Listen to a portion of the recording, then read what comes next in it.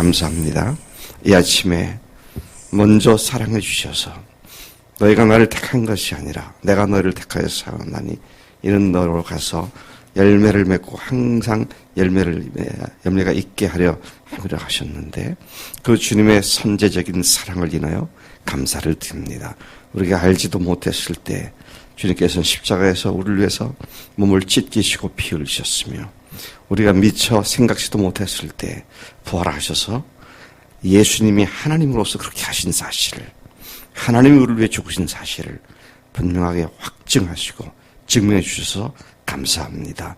이 주님의 확실한 윤화의 표적으로 오늘도 주 앞에 섰사오니 주님 주의 은혜로 주의 놀라운 사랑의 말씀으로 저희들의 심령을 새롭게 일깨워 주시고 또 주 앞에 마음을 또 각오를 새롭게 하는 이 시간 되도록 인도하실 줄로 믿습니다. 감사하고 예수님으로 기도했사옵나이다. 아멘. 오늘 말씀은 창세기 16장 1절부터 마지막 16절까지입니다. 창세기 16장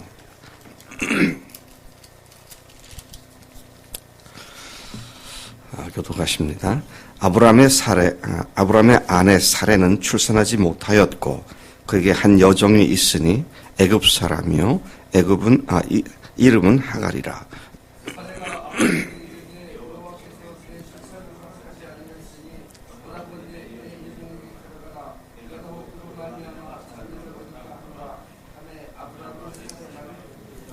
아브라함의 아내 사레가 그 여종 애굽 사람 하갈을 데려다가 그 남편 아브라함에게 첩으로 준 때는 아브라함이 가나안 땅에 거주한 지 10년 후였더라.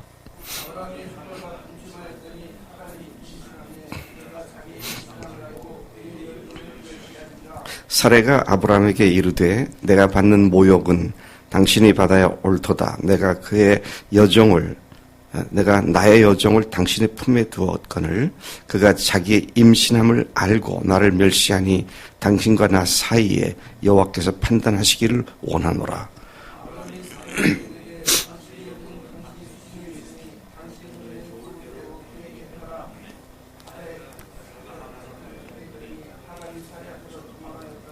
여호와의 사자가 광야의 샘물 곧 술길 샘 곁에서 그를 만나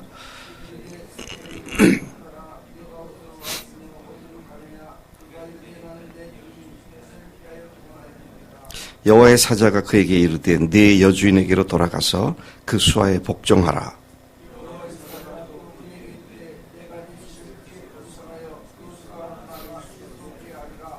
여호와의 사자가 또 그에게 이르되 네가 임신하였은즉 아들을 낳으리니 그 이름을 이스마엘이라 하라.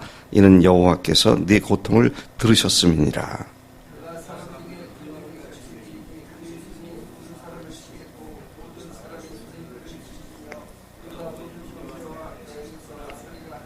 하갈이 자기에게 이르신 여호와의 이름을 나를 살피시는 하나님이라 하였으니 이는 내가 어떻게 여기서 나를 살피시는 하나님을 배웠는고 함이라.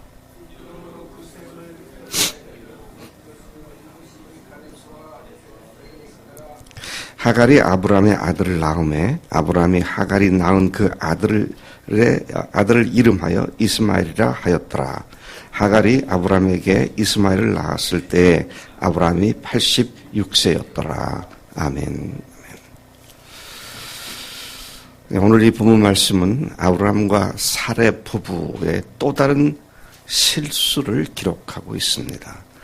믿음의 조상으로 불려지는 아브라함이 아직도 여전히 연약하고 여전히 실수하는 모습을 보여주고 있습니다.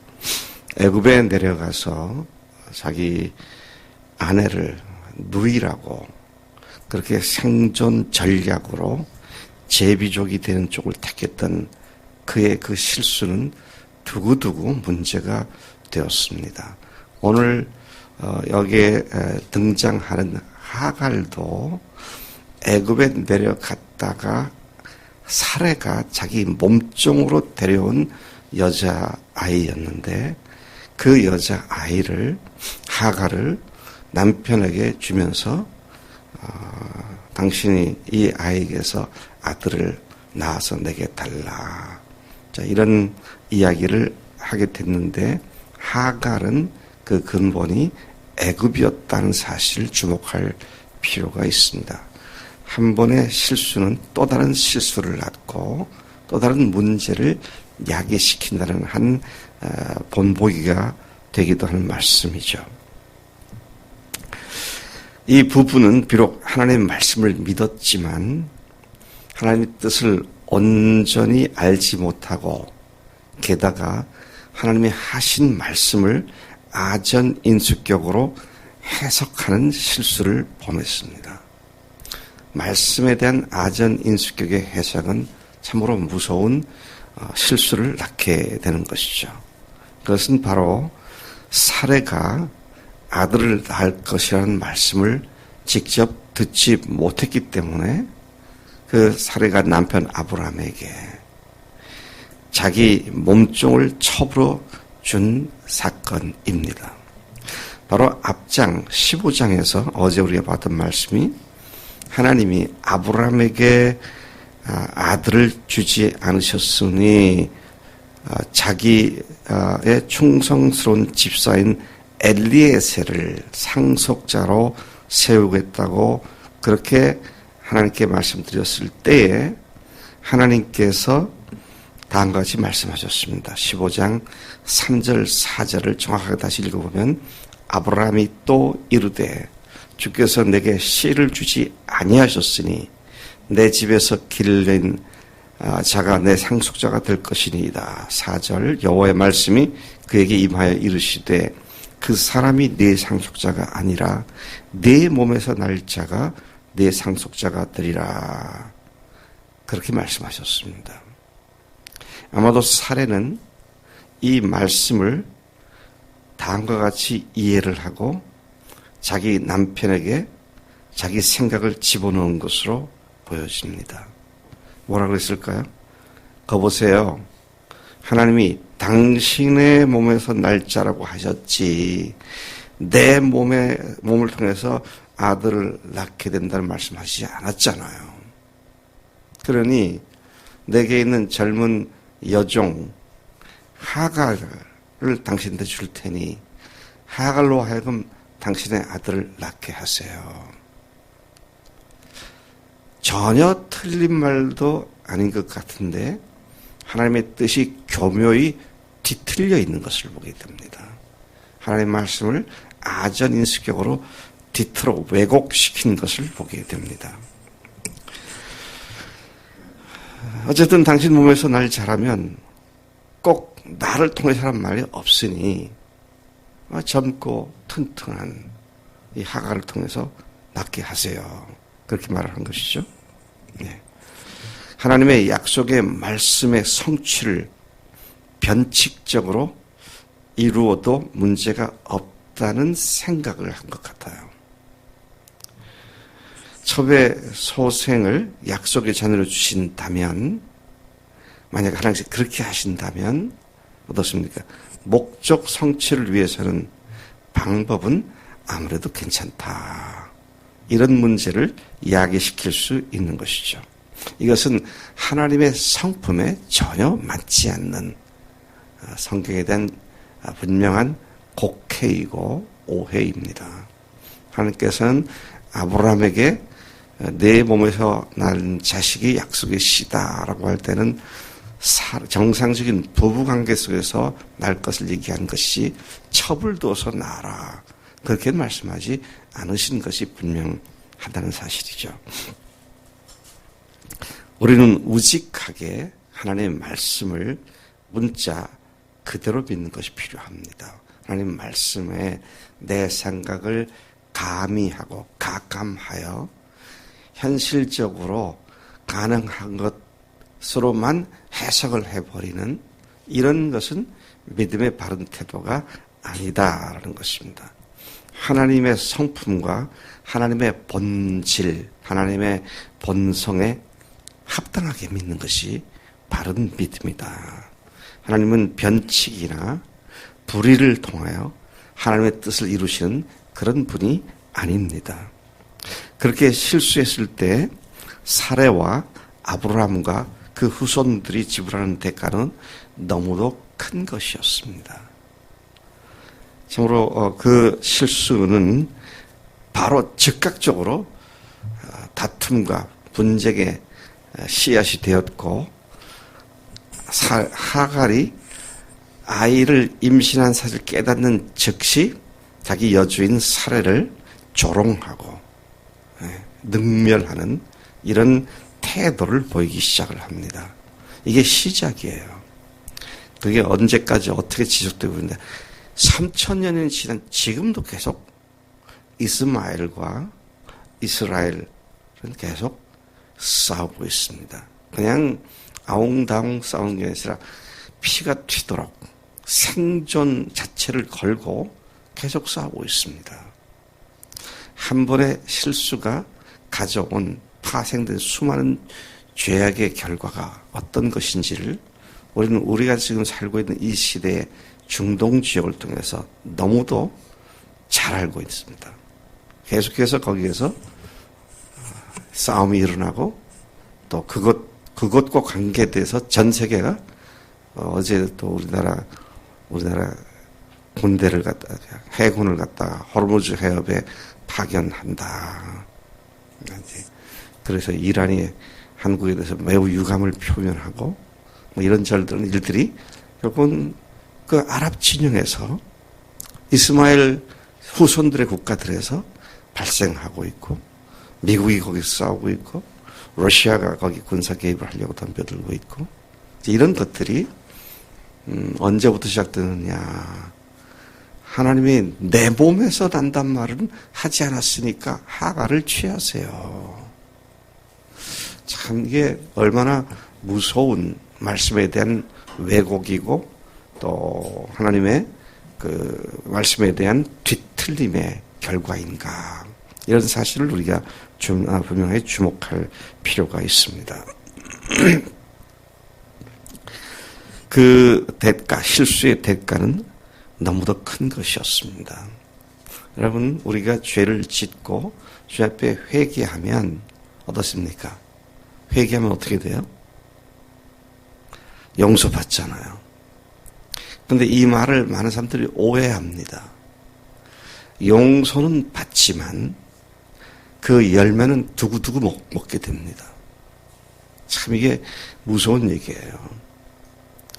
회개를 했으니까 없는 거로 다 아무것도 없었다, 아무 일도 없었다 그렇게 가는 게 아닙니다. 회개를 해도 하나님은 용서하셨지만 자기가 지은 결과는 자기가 그 열매를 먹게 돼 있어요. 그러면서도 용서된 사실 때문에 결과를 먹는 것에 대해서 불평을 하등의 이유가 없습니다. 또 그렇게 감당하는 것이 바른 회개이고요. 일은 저질러 놓고 나는 용서됐으니 나는 그 다음에 몰라. 이거는 회개도 아니고요. 하나님의 원리도 맞지 않습니다. 그래서 여러분, 한 번의 실수를 우리가 또 두 번의 실수를 안 할 수는 없지만 또 그 실수를 하나님께서 용서해 주시지만 그것에 뿌려놓은 그 실수의 씨를 뿌려놓은 결과는 계속 먹게 돼 있습니다.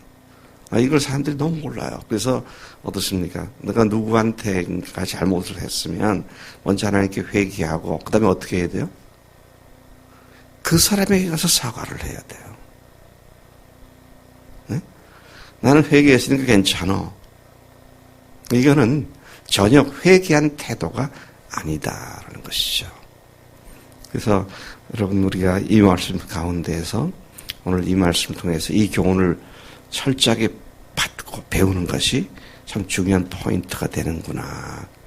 또 한 가지는요, 부부 중에 한 사람이 실수를 하면 다른 배우자가 그것에 대해서 너 그거 아니야, 잘못된 거야, 그렇게 말을 해야 되는데, 그래?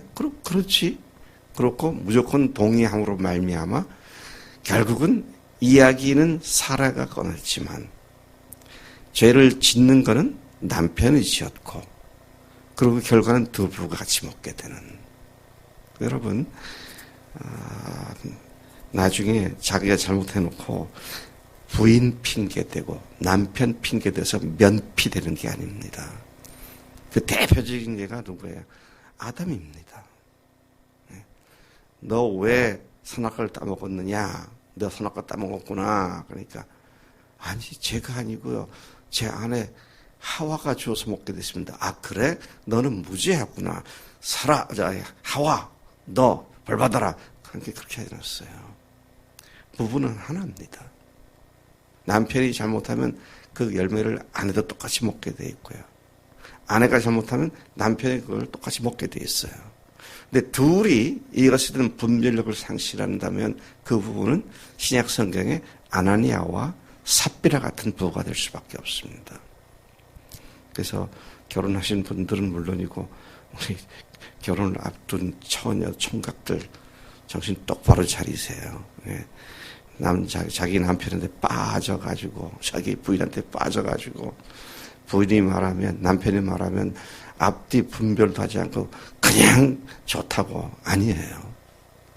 하나님께서 아닌 건 아니고 긴 건 기고 분명한 분별이 있는 삶이 부부간에도 있어야 한다. 이런 사실을 우리 여기서 볼 수가 있습니다. 뒷부분에 가서 보면 이제 아브라함이 실수한 것이 2절 끝에 보면 그래서 아브라함이 사례의 말을 들으니라. 듣지 말할 걸 들었어요. 이게 참 부부가 한 사람이라도 정신 차리면 부부는 같이 사는 건데. 그래서 부창부수다. 죄 짓는 일이 똑같은 말입니다.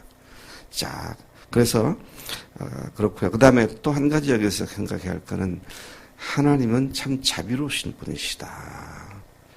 아브라함과 하갈이 누구예요? 사레가 실수해서 하갈이 결국은 학대를 받고 쫓겨나죠. 처음엔 도망갔다가 나중엔 쫓겨나게 되는데 그래서 그가 오아시스 나무 숲에 쓰러져 있을 때 하나님의 사자가 그에게 와서 그를 다시 이렇게 세우는 그래서 너 그러지 말고 내 여주인에게 돌아가라. 그의 말에 복종해라. 그래서 그러고 이제 또 어떤 복을 주었느냐. 내가 내 씨를 크게 번성하여 그 수가 많아 셀 수 없게 하리라. 네가 아들을 임신했으니 낳으면 그 이름을 이스마엘이라 하라. 이는 여호와께서 내 고통을 들으셨습니다. 하나님께서는 실수로 낳은 자식에 대해서도 그 자식을 하나님께서 들으신다. 하갈을 여기 하나님께서 나를 살펴주셨다.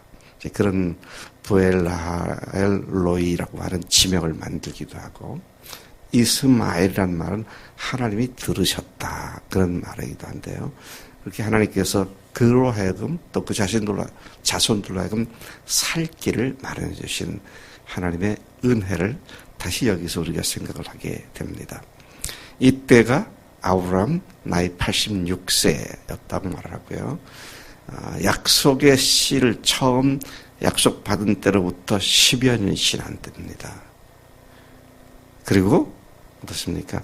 그로부터 13, 14년 후인 99세, 100세에 이삭을 얻게 됩니다.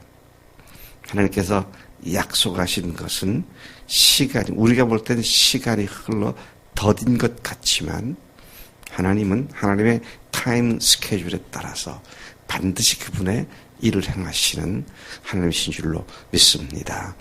죽으시고 부활하신 예수님, 그분이 하나님이십니다. 그분이 역사의 주관자이시고 내 삶의 주관자이십니다.